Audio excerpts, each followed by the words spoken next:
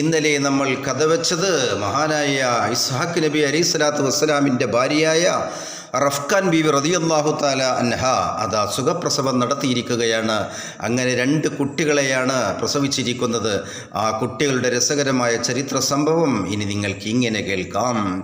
കശിന്തൂടൻ ബീവി പിതാവിൽ 2.5 പാശത്തെ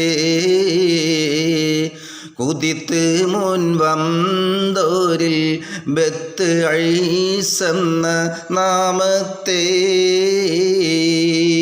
അങ്ങനെ സുഖകരമായ പ്രസവം നടത്തിയെന്ന് മാത്രമല്ല, ആദ്യമായി റഫ്കാൻ ബീവി റളിയല്ലാഹു തആല അൻഹുവിൻ്റെ വയറ്റിൽ നിന്നും പുറത്തേക്ക് വന്ന കുട്ടിക്ക് അവർ പേരിട്ടത് ഐസ് എന്നായിരുന്നു. കാരണം ധീരതയോടുകൂടി ധീരത കാട്ടി പുറത്ത് വന്ന ആ കുട്ടിക്ക് അവർ ഐസ് എന്ന് പേരിടുകയും രണ്ടാമത്തെ കുട്ടിക്ക് എന്താണ് പേരിട്ടത് എന്ന് മഹാനായ മുത്തുക്കോയത്തങ്ങൾ വിവരിക്കുന്നു. ബശുഗാദീപന്തോരിൽ യഴക്കൂബണ്ടും ഇസ്മീട്ടേ മാതക്കീളേ മോനോ ഡുള്ളുകപ്പ് മികത്തിട്ടേ.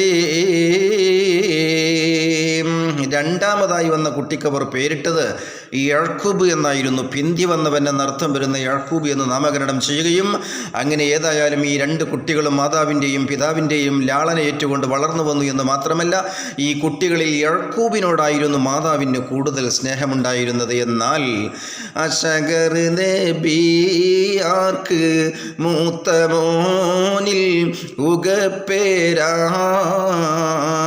അരിമക്കീടാങ്ങൾ വളർന്ന് 2 മേജരായി. അങ്ങനെ മാതാവിൻ്റെയും പിതാവിൻ്റെയും ലാളനേറ്റുകൊണ്ട് 2 മക്കളും വളർന്നു വന്നു എന്ന് മാത്രമല്ല, മാതാവിന് കൂടുതൽ സ്നേഹമുണ്ടായിരുന്നത് യഴക്കൂബിനോടാണെന്ന് പറഞ്ഞുവല്ലോ. എന്നാൽ വാപ്പക്ക് കൂടുതൽ സ്നേഹമുണ്ടായിരുന്നത് ഇസ്ഹാഖ് നബിക്ക് കൂടുതൽ സ്നേഹമുണ്ടായിരുന്നത് മൂത്ത മകനായ ഐസിനോടായിരുന്നു.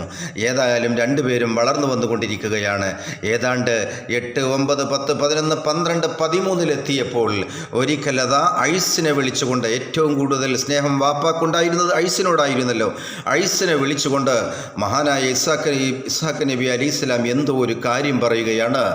രംഗം മഹാകവി മുത്തുക്കോയ തങ്ങൾ വിവരിക്കുന്നു. അത് നിങ്ങൾക്കിങ്ങനെ കേൾക്കാം.